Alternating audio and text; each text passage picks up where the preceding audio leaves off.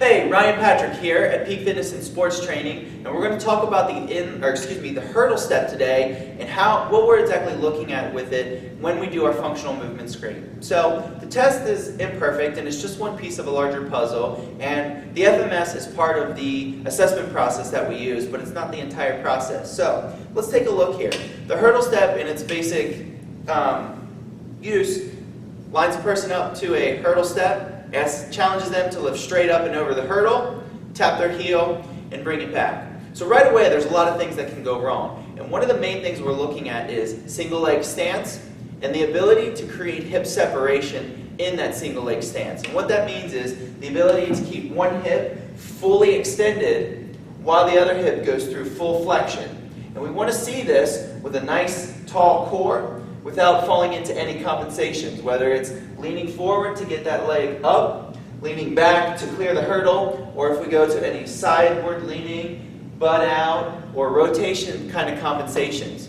For runners, this is very important. They don't get hip flexion above 90 degrees when they're doing their distance runs. So we want to challenge them to go through this movement and see how well they can create hip separation even though they're never getting to that level. It's an ability we want them to maintain to show that they have optimal function of their core. Now, a lot of people feel stiff because we set this hurdle so high that when they lift their leg up, they feel like their hips don't have enough mobility to clear the hurdle. And right away, we'll see those compensations, even around the hurdle.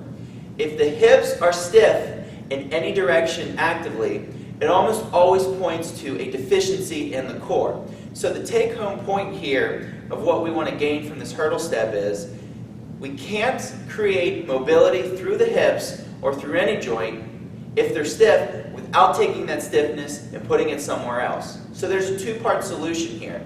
Number one, we want to get mobile hips. This goes to breathing, which has very strong fascial insertions from the diaphragm all the way down to the hip flexors. So when we see people present with tight hip flexors, we almost often see poor breathing patterns. Second, we want to take core stability and ramp that up big time, and in all directions. We want to make sure we've got our anterior core, that front to back, planking, ball rolling, TRX fallouts type of stability. We want to make sure that we've got good lateral stability so that we can get internal rotation of the hips. There's a nice video from Dean Somerset on how to use the side plank to gain internal rotation at the hip. So we want to make sure that we've got good lateral stability, and we also want to make sure that we've got good rotary stability through the core. Those two things tied together are going to lead to a very clean hurdle step. It's going to show that you've got a good ability to stabilize on one leg and create that separation through the hips that we desire. So this has been a quick trainer's eye look at what we see when we look at the hurdle step. But again, this isn't the only test that we use. The functional movement screen is simply part of our entire screening process.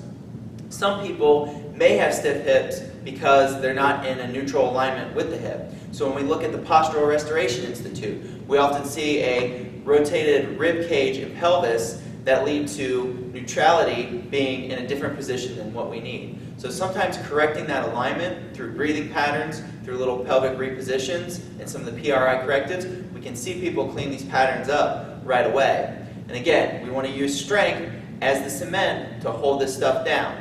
So take the stability away from where it's tight, put it where we need it, and mobilize where we're strong. This has been your hurdle step, and I'm Ryan Patrick at Peak Fitness and Sports Training.